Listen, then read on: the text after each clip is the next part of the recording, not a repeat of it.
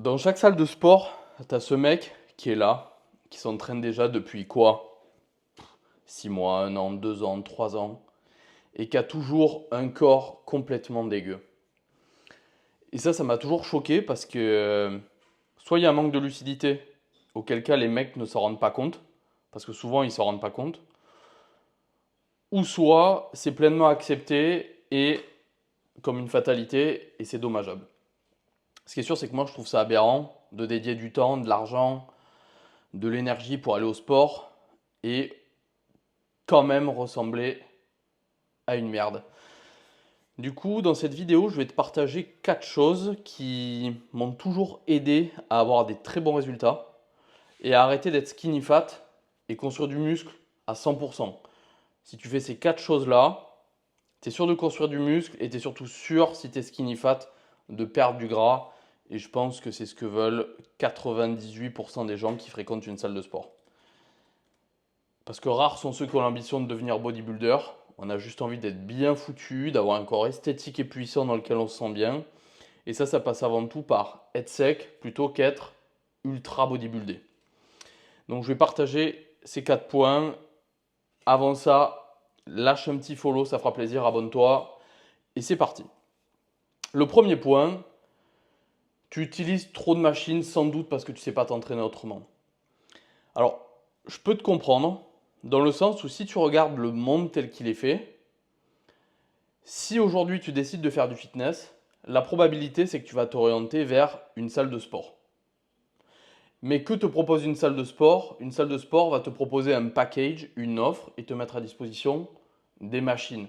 Donc toi, au début, tu arrives dans cet environnement-là et tu te dis, bon, ben, a priori, ce qu'on me met là, c'est adapté pour atteindre mes objectifs, puisque c'est ce qui m'est vendu.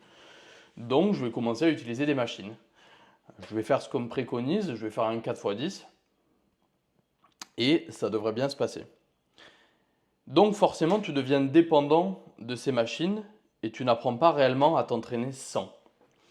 Ce qui se passe et ce qu'on oublie complètement de te dire, c'est que toutes ces salles de musculation, la musculation c'est une pratique qui découle du bodybuilding, donc en français du culturisme. C'est des machines qui sont ultra optimisées normalement pour isoler les muscles et c'est des choses qui devraient concerner les pros du culturisme. C'est tu te mets sur une machine pour travailler un muscle spécifiquement, le marteler. Mais normalement, c'est déjà quelque chose que tu sais faire. Tu sais déjà t'entraîner, tu sais déjà utiliser correctement une machine, tu sais bouger ton corps. Tu as de la force, tu as tout un set de compétences et de connaissances qui font que quand tu vas t'installer à une machine, tu vas savoir l'utiliser. Le problème, c'est que si toi, tu n'utilises que des machines guidées, des machines, des poulies, des choses comme ça, surtout des guidées, le problème, c'est que le problème de ces machines, c'est que tu vas te retrouver engoncé dans une structure qui va t'imposer une trajectoire. Et tu vas pas par toi-même avoir l'opportunité d'explorer différentes trajectoires, différents positionnements, différentes postures et possiblement la machine que tu vas utiliser ne sera pas spécialement faite pour toi, tout simplement parce que chaque marque va développer sa machine, son type de technologie, tu vas trouver tout un tas, d'une fois de plus, de trajectoires, de mécanismes différents. Et en fait, ben, peut-être que si toi tu utilises des machines, tu n'as pas de bol, tu arrives dans une salle et les machines que ta salle t'a mis à ta disposition sont des machines qui ne te réussissent pas. Et si tu ne développes pas une capacité de t'entraîner sans machine, tu risques très vite d'être limité. Et ça, c'est ce que je vois énormément en salle, c'est le nombre de personnes qui utilisent des machines et qui ne font rien d'autre. Et ça, c'est très problématique et ça me fait une transition magnifique à mon point numéro 2. C'est que ces personnes qui n'arrivent pas à construire un physique musclé, esthétique et à perdre le gras qu'ils ont envie de perdre, c'est parce qu'ils ne font pas assez de mouvements polyarticulaires. Polyarticulaire, c'est quoi? C'est qui utilise plusieurs articulations. Donc typiquement, tu vas avoir le biceps il est polyarticulaire parce que le biceps, il va t'aider à plier ton coude, ton articulation numéro 1, et faire ce mouvement au niveau de ton épaule, donc une articulation numéro 2. Donc tout muscle qui permet de faire bouger deux articulations, il est polyarticulaire. Ce qui se passe, c'est que tu as des groupes musculaires ou des ensembles de muscles ou des muscles en tant que tels qui font bouger plusieurs articulations. Et ça, c'est indispensable pour plusieurs raisons. C'est que les mouvements polyarticulaires, ils sont vraiment, vraiment énergivores. Donc quand tu vas les faire, tu vas brûler énormément de calories. L'exemple type d'un mouvement polyarticulaire, ça va être le squat, parce que tu vas bouger tes hanches, tes genoux, tes chevilles, et en même temps que ces trois articulations vont bouger, tu vas être obligé d'être gainé pour éviter que ton corps s'effondre complètement sous la barre. C'est pour ça que faire du squat, c'est horrible. C'est parce que ça demande un effort qui est tellement intense que ça t'épuise énormément. Et ça, c'est propre à tous les gros polyarticulaires, c'est que souvent ça t'épuise énormément. Mais c'est aussi signe d'une dépense calorique vraiment importante. Et c'est ça qui est super intéressant, c'est qu'en faisant un exercice, tu vas solliciter tellement de muscles différents, c'est ça que ça veut dire. Tu vas solliciter tellement de muscles différents que ces muscles, comme ils vont être sollicités, ils vont devoir consommer de l'énergie. Tu vois, imagine une centrale à charbon, tu vois, ou une centrale nucléaire. D'un coup, là, tu as besoin que ça carbure, là, tu vois. Il te faut de la matière il te faut du charbon à mettre sur le feu parce que là, ça va consommer à mort. Donc, tous ces muscles qui travaillent en synergie brûlent énormément d'énergie. Donc, tu vas brûler énormément de calories. Et comme tous ces muscles-là vont être sollicités et vont par la suite de ton entraînement avoir besoin de se réparer, même pendant la réparation et la reconstruction musculaire, tous ces muscles, ils vont puiser de l'énergie. Donc en fait, tu vas même dépenser de la calorie ultérieurement après ton exercice. C'est pour ça que c'est con à dire, mais tous les exercices polyarticulaires, certes, c'est plus fatigant, mais en même temps, c'est exactement l'avantage que ça te propose. C'est de faire fonctionner plusieurs muscles en même temps, c'est de brûler énormément de calories. Et c'est d'arrêter d'aller à la salle pour poser ton cul sur une chaise. Parce qu'elle est là la différence aussi, c'est quand tu fais un squat, c'est tout ton corps qui bouge pour éviter foncièrement de se faire broyer en deux par une barre que tu as sur les épaules. Sauf que quand tu vas te mettre dans ta presse, t'es allongé mec. T'es allongé sur un petit coussin confortable, tu as tes lombaires qui sont bien droits, tu vois, donc tu n'as même pas besoin de bien gainer. Euh, c'est le confort à son paroxysme. Alors une fois de plus, la machine est très bien pour isoler le quadriceps par exemple. Voilà. Mais si toi ce que tu veux, c'est que ton corps, ce soit une centrale à charbon qui brûle de l'énergie, qui brûle du fat, qui brûle tout ce qu'elle a brûlé, il faut que tu fasses des mouvements polyarticulaires. Il faut que tu saches faire du squat, du deadlift, du rowing à la barre, des tractions, des dips, du développé militaire, tout ce qui est du poids libre, tout ce qui est poids libre et qui va aussi solliciter les muscles stabilisateurs. Et arrêter d'utiliser des machines qui vont t'imposer le mouvement et qui vont éliminer justement tout un tas de muscles pour se focaliser que sur un ou deux. Non, dédie ton temps et ton énergie aux gros exercices polyarticulaires et ça va changer énormément. Ensuite, mon point numéro 3, que je constate aussi beaucoup trop et de plus en plus à l'ère moderne, c'est les gens qui se branlent les couilles sur le temps de repos.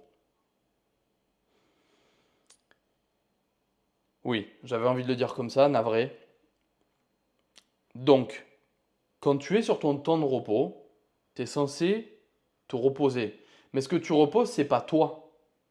C'est le muscle qui vient de travailler. Donc, si tu viens de faire des pecs, tu as fait tes pecs, ok, tu es allé jusqu'au bout de ta série, tu es fatigué, tu as besoin de reposer tes pecs avant de faire ton autre série d'après.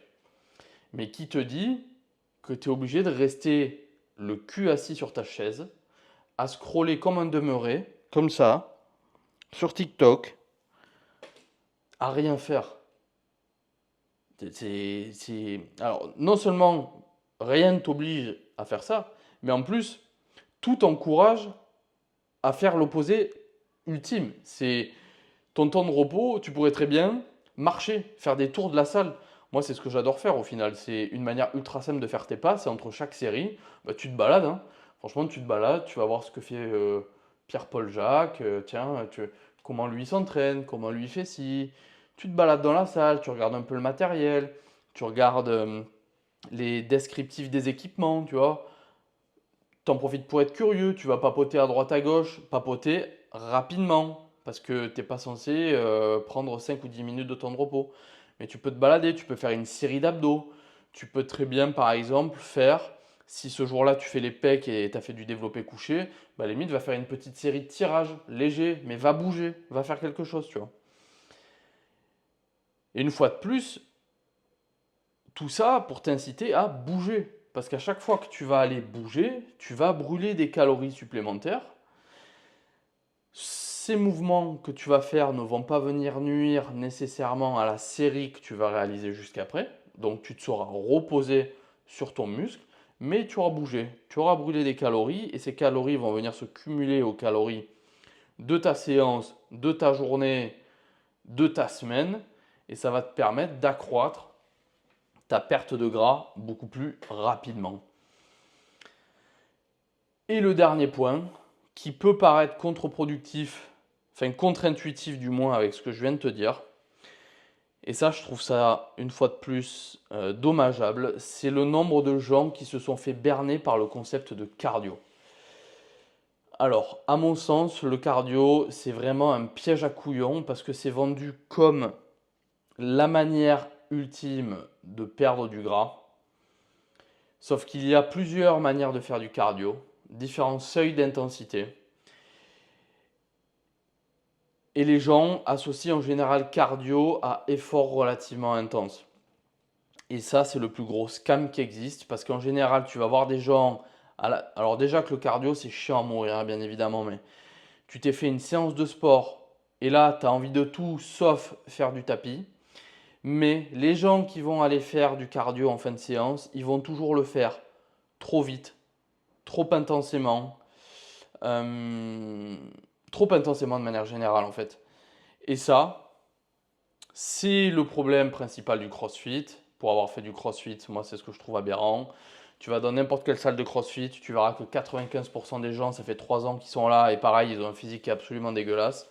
Pourquoi? Parce que le cardio trop intense, c'est un problème majeur.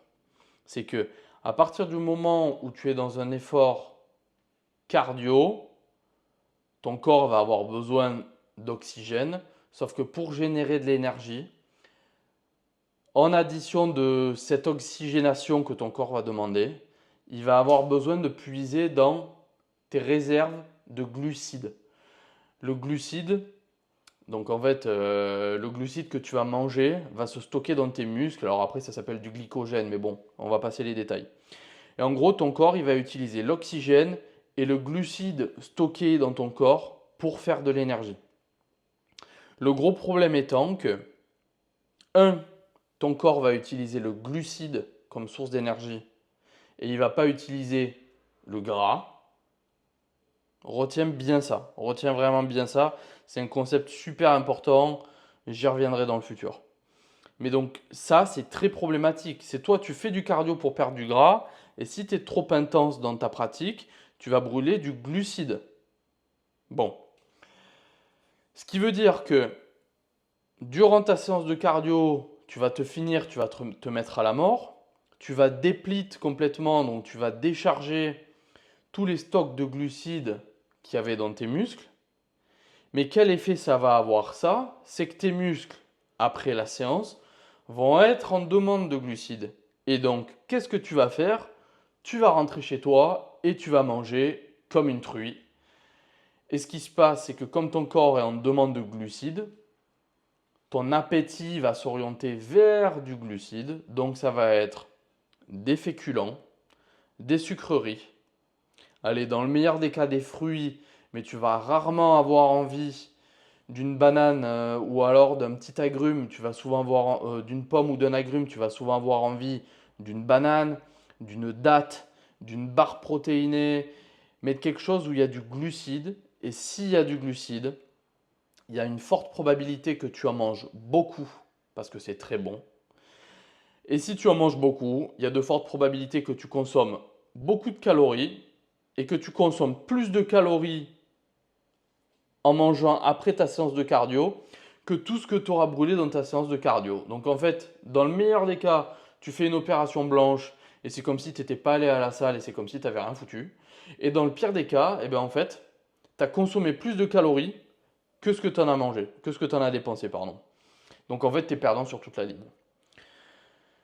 Voilà, donc ces 4 points-là, sois vraiment vigilant là-dessus. Donc pour récapituler, deviens indépendant, arrête de dépendre des machines, apprends à t'entraîner autrement. Utilise du polyarticulaire beaucoup plus, apprends à utiliser, apprends à faire tous les mouvements polyarticulaires qui existent.